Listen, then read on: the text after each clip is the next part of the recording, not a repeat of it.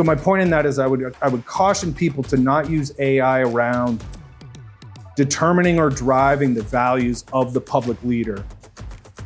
So I would not use it for necessarily kind of the what.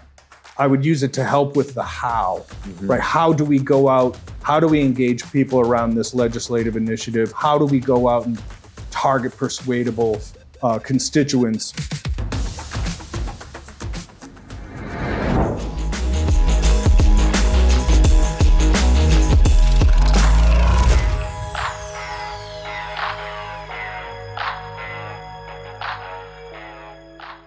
Olá, bem-vindo, bem-vinda. Esse é o RepCast, um espaço para ouvir quem entende de reputação e ocupa posições de liderança no Brasil e no mundo. A cada episódio, abordamos como a reputação vai além de um conceito e se torna um ativo estratégico que molda o destino das maiores organizações. Para esse episódio, tenho a grande honra de receber o norte-americano Roger Fisk, estrategista político que trabalhou nas campanhas presidenciais de Barack Obama nos Estados Unidos e coordenou áreas de comunicação no governo americano. Roger também tem experiência no setor privado e é hoje uma referência global em liderança e cultura organizacional. No momento dessa gravação, estamos às vésperas do RepCon Brasília, evento da FSB Holding que vai discutir a comunicação na gestão pública. Hoje, o Roger foi convidado para uma reunião no governo, que gentilmente cedeu esse espaço aqui no Palácio do Planalto para a nossa gravação. Nossa conversa será em inglês e você pode acompanhar as legendas em português. Roger, welcome. It's great to have you here. Thank you very much for accepting our invitation. Thank you so much for having me. I'm excited to be in Brasilia. I look forward to RepCon tomorrow, and I want to thank FSB Holdings for having me and the warm welcome that I've gotten from people throughout the city since I got here. So thank you. That's great. Roger, Obama's first campaign made history with the way it engaged voters and raised so much from individual donors. Everybody talks about it till today. What did you do and the team do differently at the time to make that happen? And what were the biggest challenges along the way? Sure. One of the most foundational answers is, and this applies to private sector and political campaigns and governing, is to not start with the product or the policy, but start with the person. Who is it that you're trying to reach? Where do they live? How are they living their online lives? How are they getting their information and making their decisions? And educating yourself on that, and then working backwards towards how your organization or product or cause is going to reach out to them. The benefits for that are multiple. If you focus all your energy on the individual, then as technological changes come into the individual's life, your positioning around that will change as well because you're being driven by that individual. As any number of other factors come along, like I said, technological or political, economic. I think one of the cautions for communicators is when they sit in a bubble thinking about their cause or their product, and not enough time thinking about the individual that they're trying to reach. So we based our entire campaign, our online tools, our messaging, all on the individual and giving them the tools to bring about change in their own life. And you see that narrative arc throughout the entirety of the two Obama campaigns and the two administrations. And for example, it's what allowed us to navigate the migration from desktop to the phone, because that played in perfectly to us focusing on the individual. The individual had a chance to get away from the desktop and move to the mobile phone. And since we were so tuned into the individual, we were with them along that journey and actually turned what could have been a weakness into a strength. So that's just one example, but that overall kind of guiding principle, focusing on the individual, really is what drove our organization, drove our strategy, drove our messaging, and drove our success. And do you remember any specific story that you have used this narrative or technology, right, moving to the phone, that you remember and you use it till today? Yeah, it's up until the first Obama campaign, the traditional question from voters would be, what do you stand for? And by virtue of us focusing on the individual, we flipped that and said to the voters, what do you stand for? And then we gave them tools. Basically, you could come to our website and create a personal profile, and you could actually generate political activity from our website, you or me or any of us. And we tailored those tools so that you could reach out to people in your own lives, your neighbors, your friends.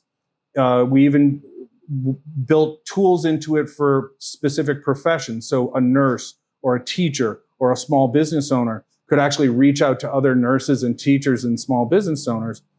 And we would give them the tools to do that. And that's just another example of focusing on the individual. So I remember very early on when people would come to us and say, what is the campaign doing about veterans? And I said, here's the tool. If you want the campaign to reach out to veterans, help us. Mm-hmm. Here's a tool you can use. You can start now. It takes 30 seconds to sign up. So it was a wonderful way of bringing them into the values and the operational elements of the campaign, and then putting the onus on the individual. If they wanted us to have the campaign be more active in a particular constituency or a particular geography, then we gave them the tool to go out there and do that. And of course, we would partner with them and try to force multiply their efforts. But we really rested a lot of the initiative on the individual.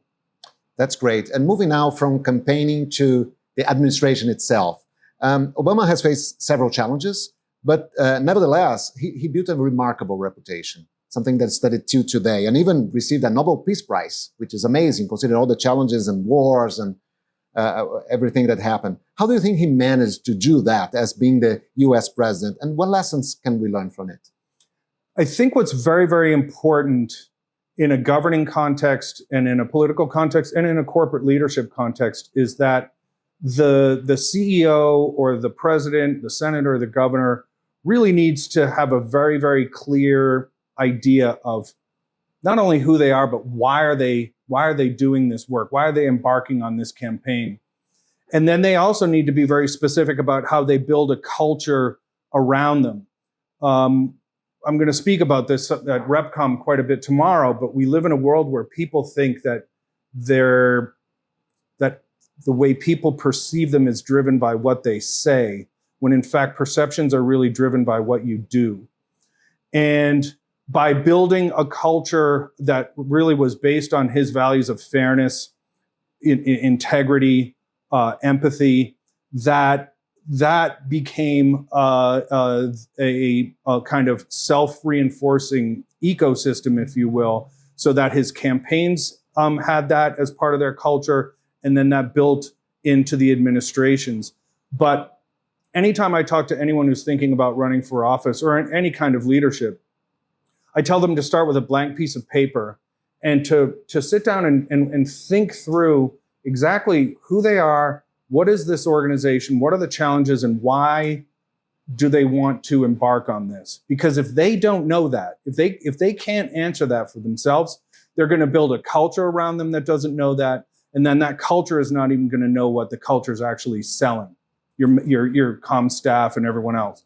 When I think back to some of the candidates that we defeated, most of them were in situations where they were constantly reacting and pivoting, instead of having, a true North Star of who the principal is, why they're in that campaign, and what the principal wants to do.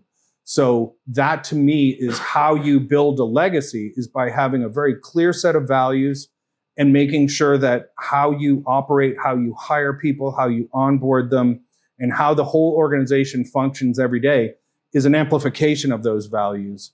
And that's why you end up all over the world with a very clear sense of who Obama was and is, because the organization that he built around him really amplified those values. Even during that journey, not everything was bed roses, right? I mean, Obama has faced also some criticism, mainly from journalists, actually, Sure. that said that he skipped press conferences, talked directly to the public, doesn't talk to them, or through social media that was starting at the time. Today, that's the normality, right? That's Right. basically expected. But do you think Obama was ahead of his time? And where do you see journalism going from here? there has not been an elected official invented yet that's happy with their coverage. There's a natural tension there, at least in Western democracies, where even in England, say where there's newspapers that have clear affiliations, right? You have a Labour paper, and et cetera. There's still a level of scrutiny that they're applying to elected officials and things like that. So if anyone can find an elected official that's really happy with their press coverage, I would love to meet them because I haven't met them yet. But I do think that one of the keys to that, most of the criticism of President Obama was that they were very controlled. If you look at the current administration, for example, they're just doing what we call press availabilities 2 and 3 times a day because this is an individual, the current president of the United States, who wants to have multiple interactions every day with the press and is less about a structure or a strategic framework about how they approach their messaging. So it's more of the moment, kind of free flow kind of thing. And that resonates for some people. President Obama's approach was more strategic and more surgical, which is, why am I going out in front of the cameras today? What is it that we want to, achieve and as progress in a particular legislative agenda and things like that? Because he himself is just more of a structured, disciplined person. So in a lot of ways, almost back to my point about the values and the personalities of the principals themselves, how they interact with the press are really kind of echoes of who they are as people. So if you have a disciplined, strategic individual, they're probably going to have a disciplined and strategic relationship with the press. In terms of going forward, I think every year for the last 25 years, everyone has thought that they're at some inflection point in the kind of evolution of journalism, going from legacy media to citizen journalism and things like that. And I think it's not a question of that inflection point coming or going. I think we live in an age of constant inflection points, where every single day is an inflection point in a lot of ways. And what successful leaders need to do moving forward is kind of focusing on how their supporters are getting their news and expressing themselves online, and then being very specific about who else do they need to stitch together to get a winning majority, or what we would say in the United States, to get to 51, right? To pass legislation or to win elections. And so look at your base. How are they living their online lives and how are they getting their information? And then look at the groups of persuadables that you could stitch together into a winning majority. And a lot of that answer is going to come from those constituencies' appetites for specific kinds of new journalism. Do you think these concepts and ideas also apply to the private sector? Because we have a lot of leaders watching us at the moment. Do you think they could use that for the private sector, for the private companies as well? Absolutely. For any CEO or anyone out there that's in charge of an organization, the same blank piece of paper test I would always apply, because if they don't know why they're doing what they do and what they hope to deliver for their shareholders and their board and their customers, then no one else is going to know that. And you're going to end up with a communications team and department that's kind of guessing about where it's all going. And the other thing, just to connect to my answer about the culture of the organization that Obama built around him, very often in the private sector, what are looked upon as communication challenges are ultimately cultural in a lot of ways. I did a wonderful project for Ernst & Young, where they initially hired me, this is 10 years ago, they initially hired me to put together a curricula to help their senior partners in their presentation skills, in client acquisition, client retention, et cetera. And so I put that together.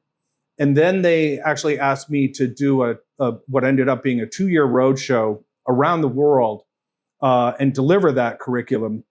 And what we found was that the product that EY delivered was world class, but the culture of EY didn't have a self-celebrating assertiveness to it.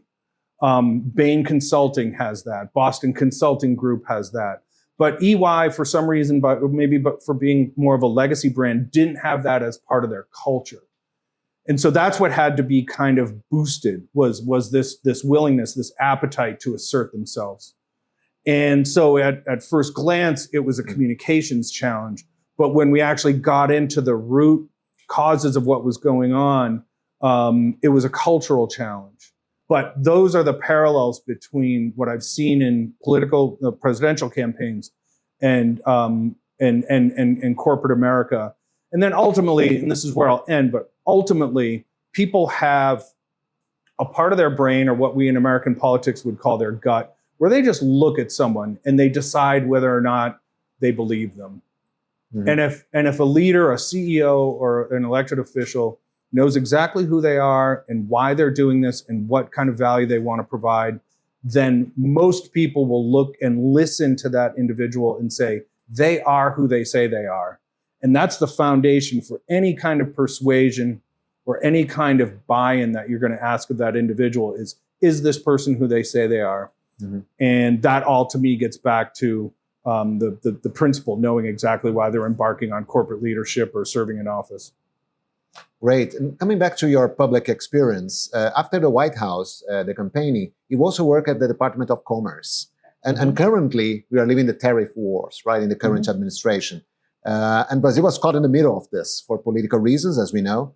And how do you see diplomacy evolving during and after this period? And also, do you think global power is becoming less U.S. or West-centric?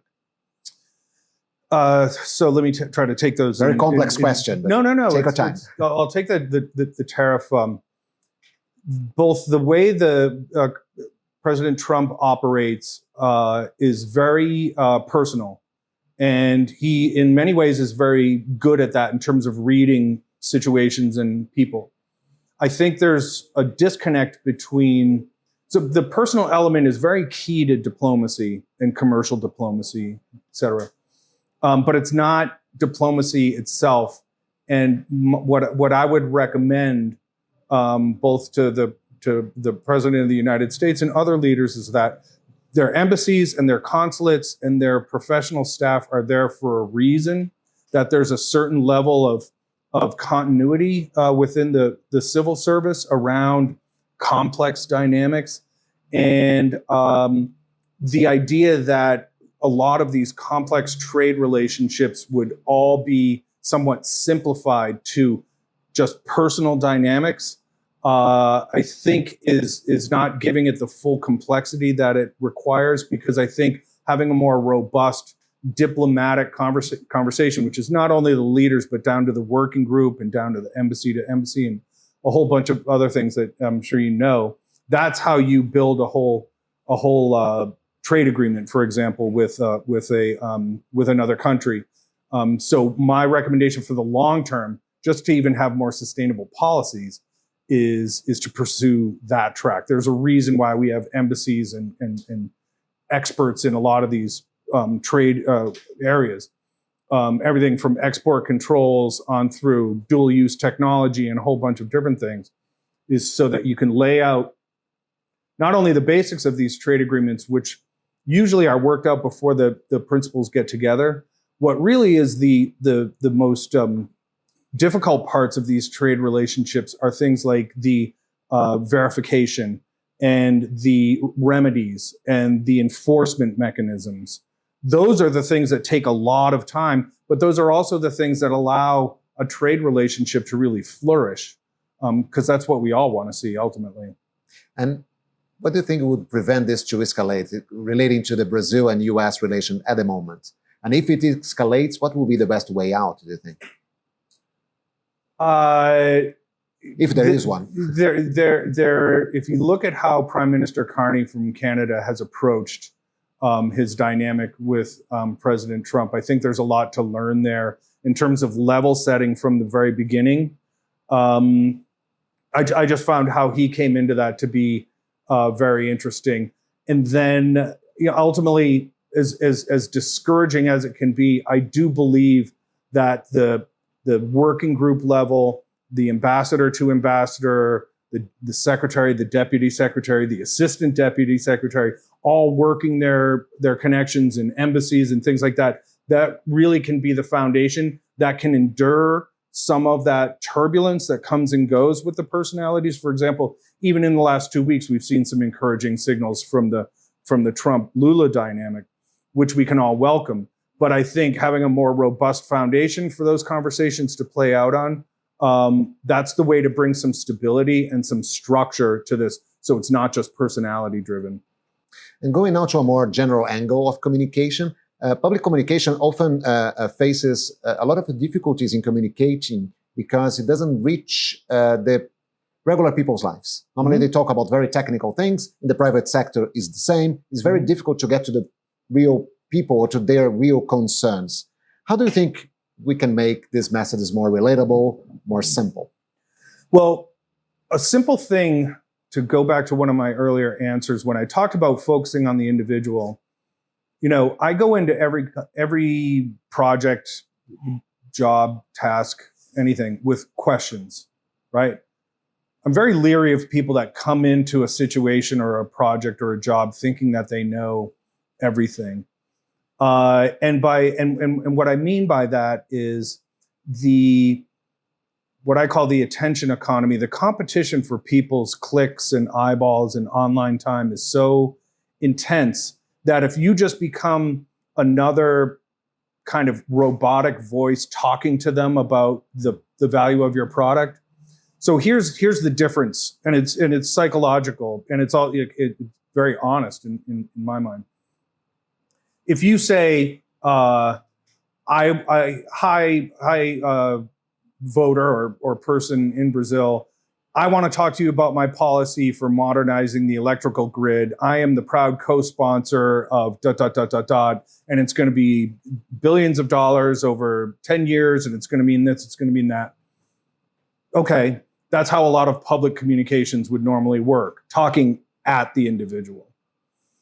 What's to me, a more kind of humble way of going about it, and I think it's more engaging with the individual, and you can actually, frankly, bear this out on when you just do analytics on open rates and read-through rates and things like that on emails, is to say, what happens to a baby who's on a respirator when the power goes out in a rural hospital at midnight? Right? Mm-hmm. I can tell you just changed by me putting it that way. And emotional as well. Exactly. Or what happens when a school in a rural area has consistent access to quality broadband, or a small business or whatever. And, you can see how that is different. And then what you can do after that, so that your first competition is to get someone to say, this is worth 30 seconds of my time to open this email. Mm-hmm. Or, so now we just talked maybe about the subject line. Then you go in. This, I could go on and on. But my larger point is this: start with the individual, engage them in a way that you're not just barreling into their lives like so many other products that knows I'm selling you this because it means this. Say, what does it mean to you when your neighborhood loses electricity? Right? And those kind of things. And if you do that and you base it on the individual, then that tends to penetrate more. And then you can use that humanization element. Then you can bring that into a conversation about the policy. But to start with the billions of dollars and the 10 years, and this is how we're going to do it, and that all just washes right off people. I would imagine the open rates for emails and things like that is very, very low, because it just looks like everything else that their spam folder didn't grab. Mm-hmm. When you actually want to get through, and if you want to get through, engage the individual. Then once you have their attention, then you have a chance of persuasion. You're never going to persuade if you can't get their attention. And how do you think artificial intelligence can help or make it more difficult? What are the opportunities beside the risks that everybody talks about? Yeah, of course. I mean, artificial intelligence will have changed by the time you and I leave this room. And it'll change again before we, leave this building. and then it'll change again before we get in the car. I think, back to my point, every single day is an inflection point. With AI, every single second, every single minute is an inflection point. I think what it is helpful for in a public communications context, to me, is constituency targeting and looking at where your messaging needs to be focused in terms of persuading people to support some legislation and things like that. Finding if the key demographic to supporting a piece of legislation are young couples about to start a family, for example, or older couples who have raised their children and they're about to embark on retirement. You need to figure out who is it you're trying to get. And AI can do an incredible job of data scraping and then predictive modeling around how that constituency will behave when you come at them with some messaging, which I've already described my approach to doing. Where I would caution, and we'll talk about this some tomorrow, is it would be very easy, and I already see this happening. I can tell on LinkedIn, for example, if someone has used AI for a post, if it's too clean, if it's too smooth, it doesn't have a real voice. And for public leaders, mayors, governors, presidents, ultimately, for the long run, what they have is the authenticity of their voice, which is an amplification of the values and all of the things I discussed earlier. So my point in that is I would caution people to not use AI around determining or driving the values of the public leader. So I would not use it for necessarily kind of the what. I would use it to help with the how, right? How do we go out? How do we engage people around this legislative initiative? How do we go out and target persuadable constituents and things like that? Because ultimately, if you use AI and then you double it up with some A/B testing and the analytics that you can use on all the social media platforms, and you create a voice for an elected official that is not theirs, then you have real problems, because now you're relying on the success of a voice that doesn't necessarily exist. And at some point, there'll be a breach. There'll be a breach between who that elected official says they are and who, through the AI-driven language, and who they really are. And that rupture could very well be the end of their career. So use it to help amplify, use it to target persuadable constituencies, but I would very, very vigorously protect the voice of the public official, so that their voice is always theirs. Because if they're authentic and they can persuade people and lead, then they're in the right business. And if they're not authentic and they can't persuade people to follow their initiatives, then they're probably in the wrong business. But that should be decided by the marketplace of ideas, not by trying to take their voice and turn it into something it's not. Some moments ago, you said that what the person really does, what the leader really does, is more important what they say, because people look at that, right? I would like to elaborate a little bit more on how culture and leadership makes a company reputation. It can be an institution as well, but I really like to focus on companies' reputation in the private sector. Absolutely. So I've been very, very lucky, right? In both, doing trips for the White House and being a consultant. I've managed to go around to campuses and causes and corporations all over the world. And I'm very, very fortunate. I like to get to appointments early. And here's why. Because if I sit there for 10 minutes and I watch how people walk around and how they talk to each other, I know more about that organization and the leadership of that organization than anything they're going to show me on a PowerPoint. Are they courteous to one another? Are they optimistic? Are they excited to work there? Do they enjoy themselves? You can walk into a place and know immediately do people enjoy working here? And you know what I'm talking about, but you must love, your brain puts them into different buckets. I love when I have a meeting there. Everyone's so upbeat there. And then, that to me speaks volumes. So before I even meet the CEO or the dean or anyone else, I know a lot about them from sitting in that waiting area for 10 minutes. And then that extrapolates out. And I'm not, it's not like the final word or anything like that. But to give you to build on one of my earlier answers, there CEOs and presidents, governors, etc., are very, very well served by creating, not only having curiosity themselves, being in a posture of constantly learning, constantly not questioning themselves, like their values, but constantly learning. And ideally building a culture around them that constantly has questions and is convinced that there's more to know. Certainty is very, very much rooted in the 20th century. And curiosity, I think, to me, is the key to the 21st century. And it relates to your question about AI as well. A culture that is curious, a culture that has questions, like my answer about the campaign basing itself on the individual, a culture that has questions and is curious will always adapt and change and succeed because they are curious. A culture that is certain, a bunch of people sitting in a conference room determining what the messaging is going to be without talking to a consumer or a voter, and starting with that individual and coming back to the product instead of starting with the product and going to the individual, which is a much more 20th century model. They are going to get left behind. The analytics and the data right now around what's called distributive leadership and things like that prove to me, in this age of every day being an inflection point, every day, every moment in AI being an inflection point, that a curious leader that builds a curious culture that is constantly asking questions will adapt to COVID.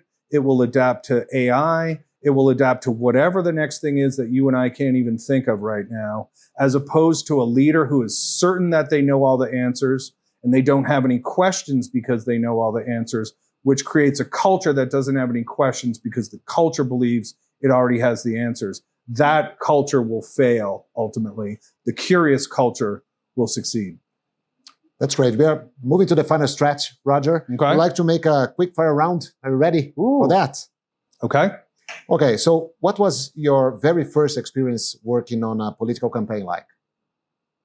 I drove a truck of literature around the state of Massachusetts back when you still had big bundles of literature, which in a lot of local campaigns you still do. And I had volunteered in Senator John Kerry's Senate office, and I had worked on veterans casework. And that is where I really learned to listen very closely to everyone around me, but especially the veteran that I would be sitting across. And my point in that is this: I would stop in every town, and in every town there was some kind of contact that I had to leave the literature with. But in every town, that contact was a select person or a lawyer or a person who had been a longtime supporter of the senator. And then they would invite me, they would offer me an iced tea or a lemonade or something. And what I figured out was happening was I was not just driving around the state, I was sitting down and having invaluable 20 and 30-minute conversations with these people who knew their community better than anyone else in the state of Massachusetts.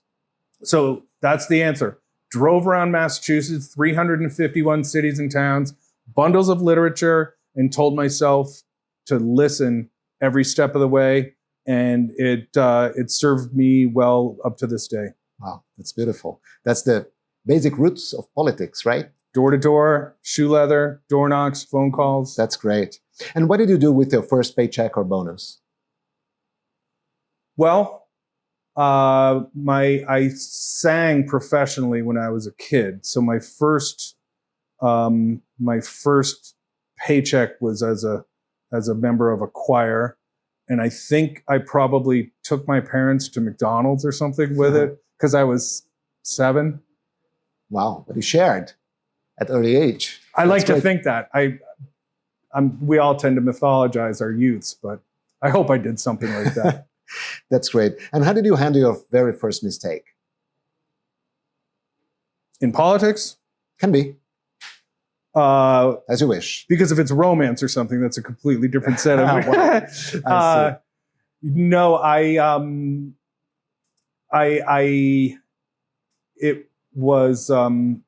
was an intern at an event for Senator John Kerry, and I strolled over while he was talking to a couple aides. And I see interns do this all the time now, so I can't really get mad because I was, that individual. And I strolled over as if, when I was 21 or something like that, that I had anything within a million miles of value to contribute to that conversation. And I was gently escorted away from the small circle of people. Years later, I would be the one escorting an intern away from that circle. But I clearly remember the warm feeling over my face as I was gently walked away from the senator's proximity. And how did you celebrate your first big success? The first big success that I really immersed myself in was then after college. So the stories I just told you were about 1989, 1990. I joined the senator's staff as a staff, no longer as an intern, in 1996. And then he had a very difficult re-election race. And that was the first time that I felt what it's like when all the moving parts of a campaign are truly harmonized and operating at full power. And it's an amazing thing to witness and to be part of. And I remember we won, and that night I went to bed and I think slept for 21 hours. Wow. That's great. And to wrap up, we always say that reputation is what they say about us when we are not in the room. Mm-hmm. What do you think people say about you when you're not in the room, Roger? Gosh. I guess we could use AI to maybe answer that. Yeah. I hope that I'm looked upon as someone that is committed to using my time here to alleviate unjustified suffering and to lift lives and individuals and families and communities as best I can, and to use the skills that I've developed in presidential politics to, I think good leaders, good organizations make for good communities, which make for good countries. And so now if I can help principled corporate and government leaders be as effective as they can be, then currently that's my focus. And so that's my answer. And then that's beautiful. That's beautiful. And we have a small gift for you, Renata, please. We have a small gift for you, and we'd like to ask you to write on this board, what do you think, in one word, reputation is for you? So that I can open the pen for you, and then you can keep it as a gift from FSB Holding to remember this talk and the great lessons that you gave to us. So could you show it to the camera? Let's see here. So it's to listen, right? Could you elaborate? Weren't you listening? Yes, absolutely. Just to wrap up, you said that listening is where you start, right? Without listening, you said even on your first experience, right? I'll tell you a story, and I'm going to tell it in a little bit more length tomorrow. And this is in 2007 when we're competing against Secretary Clinton for the Democratic nomination. So young Senator Obama, people still think we have no chance, et cetera. And the Clinton brand, been around for 25 years at that point. And I was in the Midwest at a junior high where Senator Clinton's campaign had been just a few weeks earlier. And I'm walking down the hallway. It's like my second or third visit there. We're probably 3 days away from Senator Obama being there. And the principal stops and he looks at me and he says, "You know what's different about you guys?" Meaning between us and the Clinton organization. I said, "Well, I have my theory, but I'd love to hear yours." He said, they would tell us, and you guys ask us. And that, to me, when you talk about what do people say when you're out of the room, if you can achieve that as a culture and as a campaign and as a result of the values of the leader, then you're onto something. And that's why I say listen. That's great. Roger, this has been a real masterclass. Thank you very much for Thank being you. with us. And thank you to FSB Holdings, and I'm thrilled to be here in Brazil. Thank you again. E para você que nos acompanhou, lembre-se, a reputação é um ativo estratégico que precisa de atenção constante. Fiquem ligados nos próximos episódios do RepCast, aqui nas redes da FSB Holding. Até a próxima!